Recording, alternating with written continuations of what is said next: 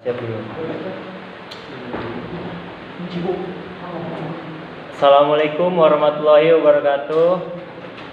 Perkenalkan, saya Muhammad Catur dari kelas 1 T2 dan saya Aslam Mustaqim dari kelas yang sama yaitu 1 T2. Oke, jadi di sini kami akan membuat video podcast tentang hak atas kekayaan intelektual dan penerapannya. Oke, jadi teman saya sini dan saya sebagai pewawancara dan teman saya sebagai narasumber. Oke, pertanyaan yang pertama. Menurut kamu ya, apa itu definisi hak kekayaan intelektual? Menurut saya sih definisi kekayaan intelektual itu sih umum, itu secara harfiah itu banyak. Bisa diartikan sebagai ciptaan, penemuan, itu barang dagang, teknologi, pengetahuan maupun perkembangan teknologi yang ada di sekarang. Nah, kenapa bisa dibilang begitu? Karena kekayaan intelektual ini sih bisa diartikan sebagai suatu ciptaan atau kekayaan yang dihasilkan intelektual atau secara dari diri kita sendiri. Makanya kenapa kekayaan intelektual ini bermacam-macam bentuknya. Oke, tadi kan ada disebutkan hak paten. Nah, apa sih definisi dari hak paten?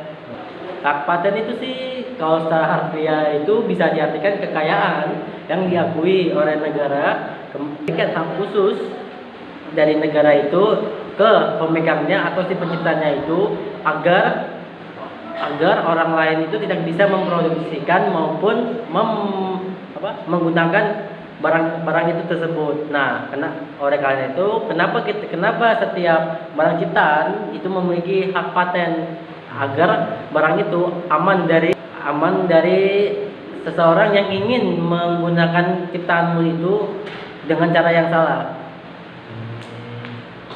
Nah, tadi kalau hak paten itu punya jangka waktu enggak? Kayak berapa lama gitu? Atau enggak bisa sampai seumur hidup? Sebenarnya sih hak paten ini punya. Kenapa saya bilang begitu? Nah, karena hak paten ini sebenarnya dibagi dua, yaitu paten sama paten sederhana.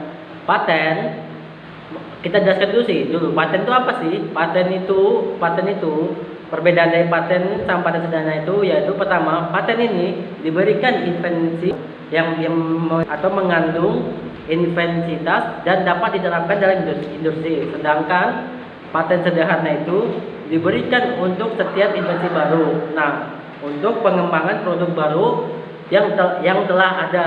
Nah, ciri keduanya yaitu perbedaan keduanya yaitu paten ini memiliki klaim yang tidak terbatas, sedangkan paten sederhana ini memiliki klaim yang terbatas. Dan yang ketiga, paten ini memiliki proses teknologi yang sederhana, sedangkan paten sederhana ini memiliki proses yang agak rumit. Nah, tadi Bapak Catur bilangnya itu kan hak paten memiliki waktu. Nah, hak paten ini memiliki waktu. Pertama, hak paten biasa yaitu paten saja memiliki waktu 20 tahun. Nah, sejak hak paten itu diterima oleh si penerimanya. Sedangkan paten sederhana ini memiliki waktu 10 tahun sejak si penerima tersebut. Oh, jadi enggak sama gitu ya? Iya, enggak sama. Ada beda 10 tahun gitu. Iya. Oke. Nah, tadi kan ada hak paten ya. Nah, ciri-cirinya itu apa sih? Nah, yang bisa dikatakan ini hak paten. Nah, ciri-cirinya itu apa? Nah, ciri-ciri hak paten ini sih bisa dibilang banyak, bisa dibilang dikit. Kenapa? Karena hak paten ini secara harfiah itu universal. Nah, contohnya saja. Ciri-ciri pertama yaitu penemuan baru dan penemuan itu memiliki daya guna. Nah, contohnya produk yang kamu buat itu harus memiliki daya guna. Nah, kedua, produk itu harus bersifat produk baru atau produk yang belum ada diciptakan. Nah, yang kedua, produk ini harus memiliki keistimewaan. Bisa keistimewaan ini bisa berbeda dari yang enggak, dapat dikembangkan terus-menerus untuk mempermudah kehidupan manusia. Nah, yang terakhir harus berkeinginan untuk membayarnya. Kenapa bisa dibilang gitu? Karena ciri-ciri paten ini itu paten ini kan dibuat kan untuk melindungi suatu produk ini membutuhkan biaya. Nah, oleh karena itu ciri-cirinya kenapa disebut harus membutuhkan biaya? Karena agar biaya ini dapat memproduksi barang itu tersebut. Oh, jadi itu ya yang termasuk dari ciri-ciri hak paten. Iya. Oke, sekarang yang tidak bisa dipatenkan. Nah, apa aja sih yang tidak bisa dipatenkan? Kan mau mematenkan, tapi ya itu. Oh, Apa saja yang tidak bisa? Saya paham. Nah, menurut saya sih ada beberapa hal yang tidak bisa dipatenkan. Nah, pertama itu teori dan ide. Kenapa bisa disebut? Ini berbentuk abstrak. Kenapa? Karena dia memiliki bentuk tapi tak dapat dimiliki. Karena ide maupun teori itu memiliki sifat hipotetis, yaitu bersifat sementara, bisa berubah-ubah maupun bisa digonta-ganti oleh seseorang. Nah, karena ini tak bisa diberikan hak paten. Nah, yang kedua, rancangan kerja. Nah, rancangan kerja ini kan memiliki bentuk. Nah, kenapa nggak bisa? Karena rancangan kerja ini bersifat privasi inilah yang membuat kenapa ini tak bisa dihak patenkan. Karena privasi inilah yang membuat kita tidak bisa melihat barang itu. Nah, yang ketiga, temuan hukum alam maupun prinsip-prinsip keilmuan. Oh, ini sih jelas sih. Kenapa nggak bisa? Karena hukum alam Tuhan, sedangkan kita hanya membuat agar kita bisa memahaminya. Jadi secara teori Tuhan menciptakannya, sedangkan kita yang itu menerjemahkannya agar masuk ke bahasa kita. Jadi secara teori hukum alam ini ciptaannya Tuhan, bukan kita. Dan terakhir ini hasil kerja. Kenapa disebut hasil kerja? Karena hasil kerja yang ini bisa dibilang hasil hukum hak cipta. Bisa begitu. Oke, jadi itu ya yang dimaksud dengan hak paten, ciri-cirinya dan yang tidak bisa. Nah, tadi kan di definisi hak cipta dengan hak paten ini berbeda. Kalau berbeda, apa itu hak cipta? Kalau menurut saya sih, harfiah ya, hak cipta maupun hak paten itu memiliki fungsi yang sama, namun penempatannya saja yang berbeda. Kenapa? Karena hak cipta ini bisa diartikan diberikan oleh negara tersebut itu secara nasional, atau bisa diartikan sebagai negara ini memberikan hak ciptanya ke kamu, kemudian agar negara ini bisa memproduksikan barang tersebut dengan secara itu legal. Nah, hak cipta ini sih fungsinya itu sederhana. Hak cipta ini tujuannya untuk melindungi, untuk menjaga maupun agar hak cipta. Nah, hak cipta ini memiliki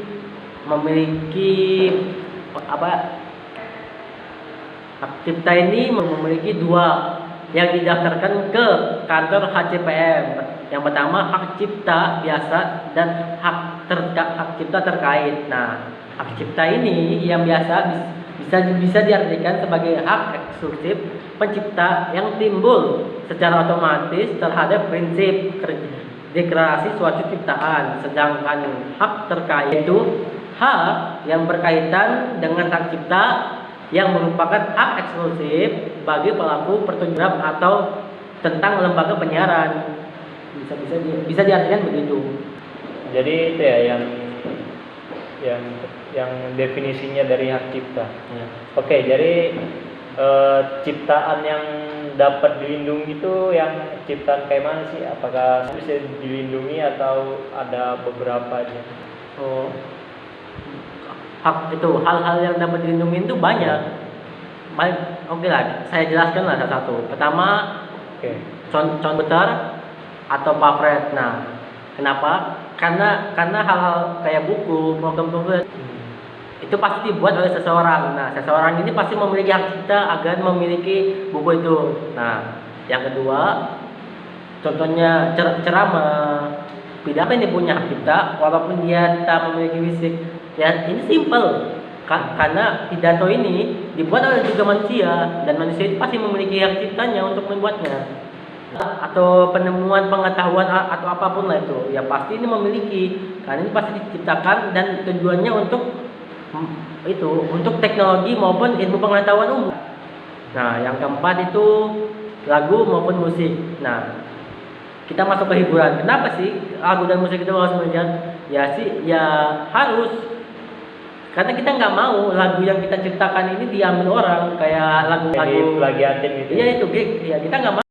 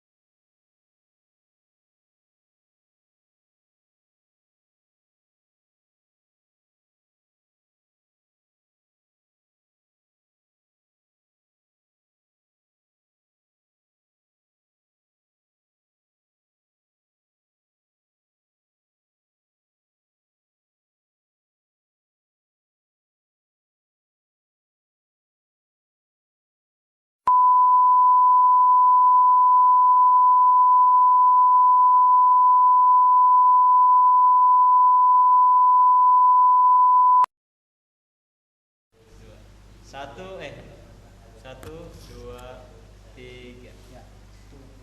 Oke, mohon maaf sebelumnya ada kesalahan pada penyimpanan ya, tadi penuh. Oke, kita lanjut. Oke, tadi kita sampai ciptaan yang dapat dilindungi ya. Oh iya. Oke. Baiklah. Oke, apa sih ciptaan yang dapat dilindungi?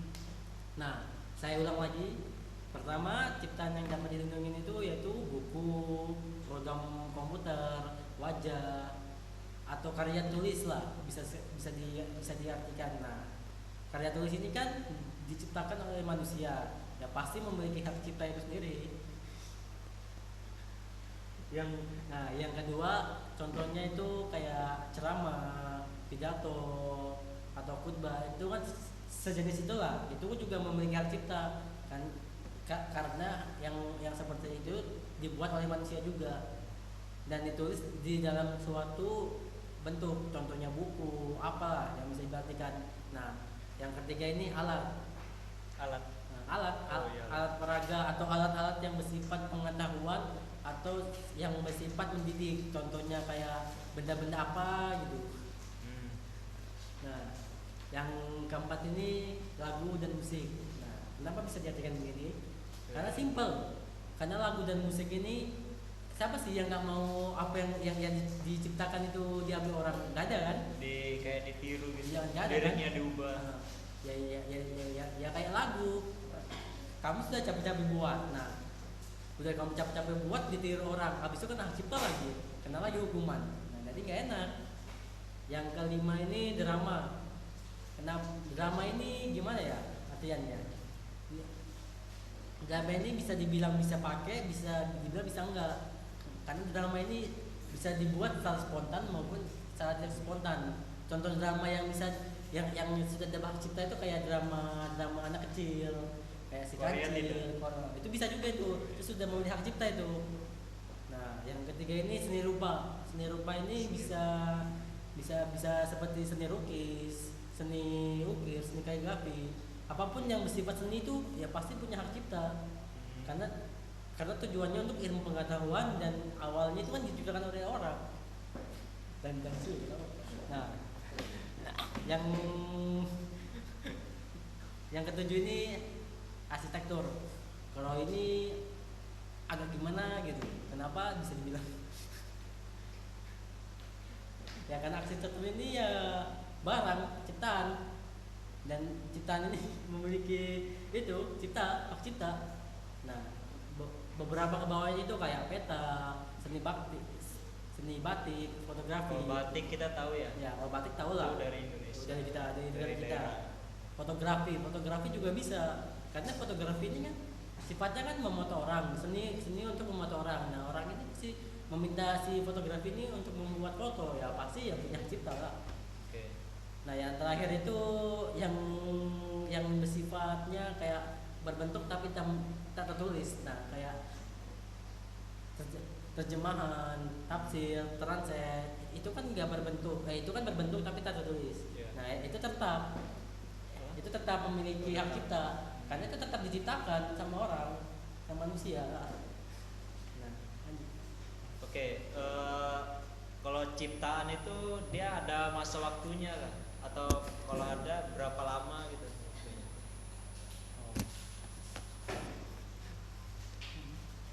Oh, ada hak cipta itu sama hak paten itu sama, punya masa waktu juga. Minum sudah minum. Oh, tadi saya minum. Break iklan. Aduh. Oke. Sampai mana tadi? Sampai masa perlindungan. Ulang lagi. Oke. Masa perlindungan ciptaan itu berapa lama sih?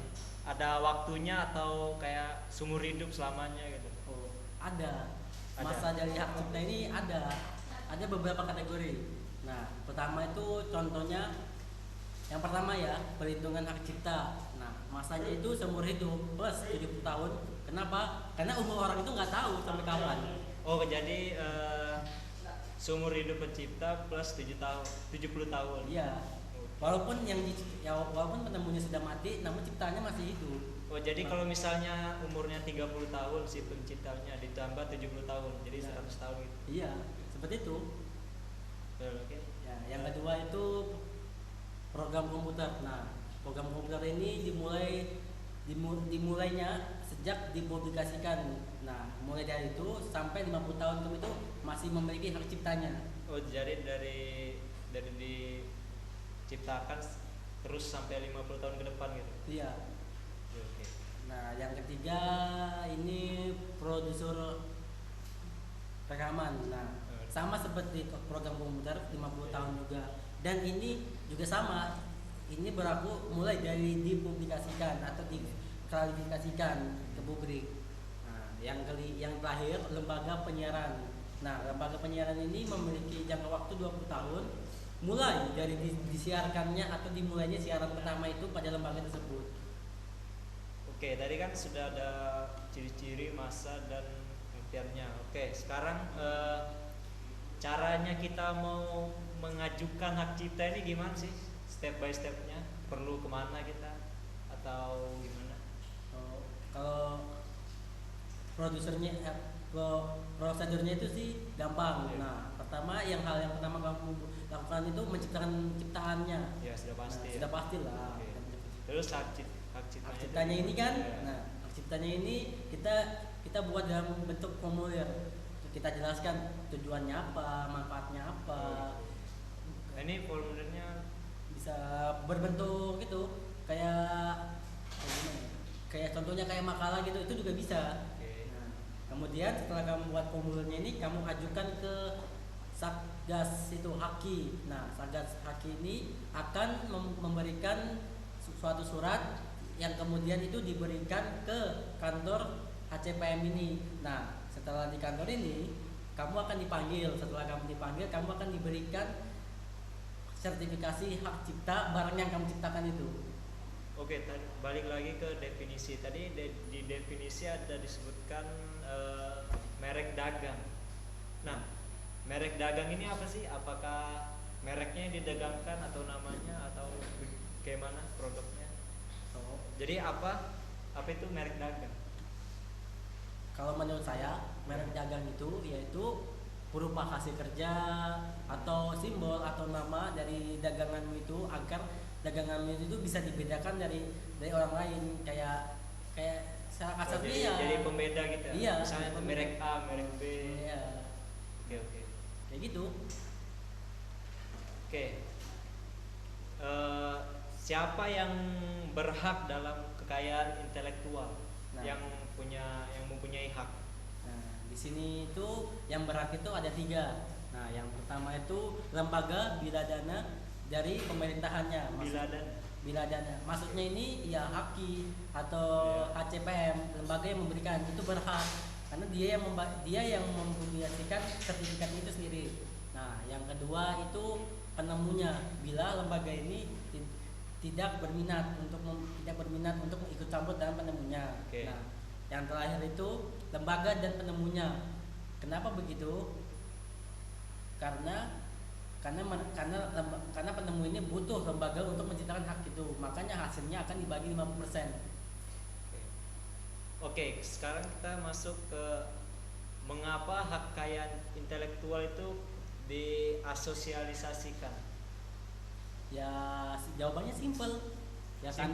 Iya simpel aja. Ya simpel. Karena hak ini sudah ada di Undang-Undang Nomor 7 Tahun 1994 tentang pengesahan persetujuan maupun perbentukan organisasi perdagangan di dunia. Nah, mulai disahkan ini mulai dari tanggal 1 Januari oleh TRIP. Nah, TRIP ini adalah Trade Abstract of Intellectual Property Right yang berlaku di Indonesia. Oke.